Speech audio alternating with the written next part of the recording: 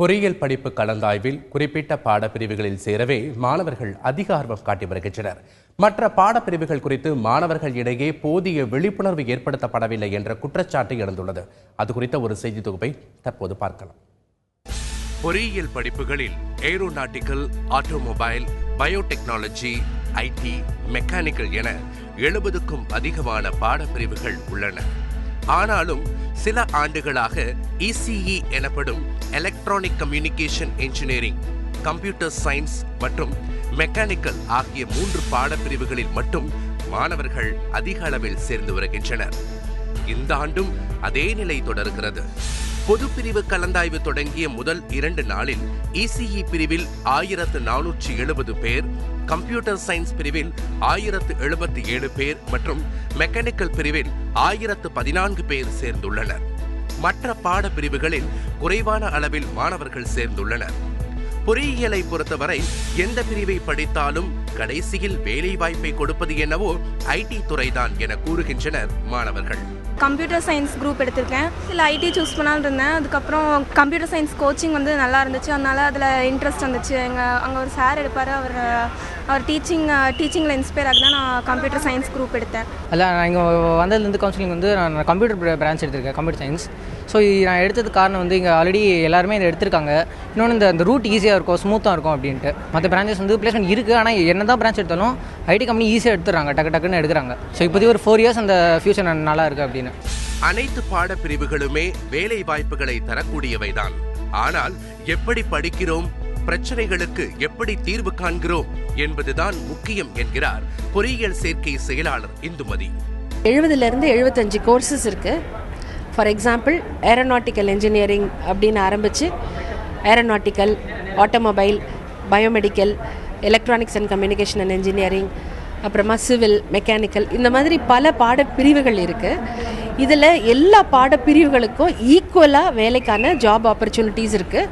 ஒன்று நீங்கள் நல்ல திறம்பட படிக்கணும், நல்லா அண்டர்ஸ்டாண்ட் பண்ணிக்கிட்டு ரியல் டைம் ப்ராப்ளம்ஸை சால்வ் பண்ணுற அளவுக்கு உங்கள் திறமையை வளர்த்துக்கிட்டிங்கன்னா எல்லா துறையும் ஈக்குவலாக வேலைவாய்ப்புகள் இருக்கும். எல்லா பிரான்ச்சும் சமந்தான். 2 விழுக்காட்டிற்கும் குறைவான மாணவர்கள் மட்டுமே தாங்கள் விரும்பும் பாடப்பிரிவுகளில் சேர்கிறார்கள் என உயர்கல்வி சேர்க்கை குறித்து ஆய்வு நடத்திய சமூக ஆர்வலர் செல்வகுமார் தெரிவித்துள்ளார்.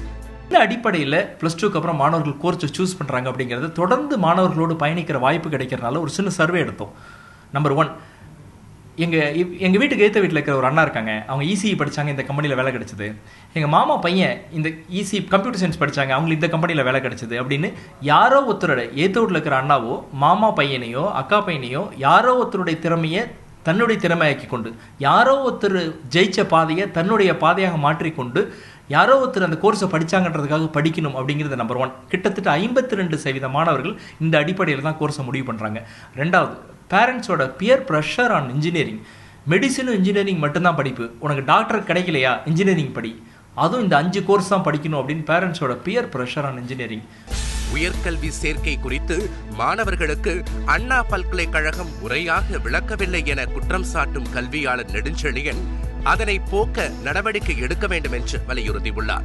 அண்ணா பல்கலைக்கழகம் ஒரு அவேர்னஸ் கிரியேட் பண்ணும். உதாரணத்துக்கு என்னன்னா, இவங்க இத்தனை பொறியியல் கல்லூரிகள் வச்சுருக்காங்க அப்படின்னா இதில் ஒரு ஓரியன்டேஷன் செமினார் ஃப்ரீயாகவே கண்டக்ட் பண்ணலாம். உதாரணத்துக்கு இந்த பாடப்பிரிவுகள் என்ன, படிக்கிறதுக்கான என்ன வாய்ப்புகள் இருக்குது அப்படிங்கிறத பண்ணலாம்.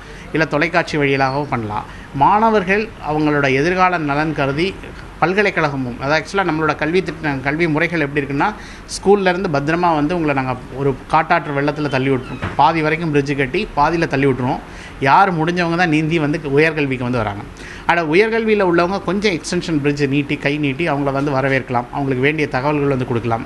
பள்ளியிலையும் ஓரளவுக்கு பள்ளி பாடத்திட்டங்களை தாண்டி இதுவும் கொடுத்தாங்கன்னா 2 பக்கமும் ஹேண்ட் ஷேக் ஆகும்போது அந்த பையன் ஒரு சேஃபாக அந்த பிரிட்ஜை கடக்க முடியும். பொறியியல் படிப்புகள் சார்ந்த தகவல்களை புத்தகமாக மாணவர்களுக்கு வழங்கி அவர்களுக்கு வழிகாட்டுவதோடு அதிக அளவில் வேலை வாய்ப்புகள் கிடைக்கும் வகையில் பொறியியல் படிப்பின் தரத்தை மேம்படுத்தவும் அண்ணா பல்கலைக்கழகம் நடவடிக்கை எடுக்க வேண்டும் என்பதே கல்வியாளர்களின் எதிர்பார்ப்பாக இருக்கிறது.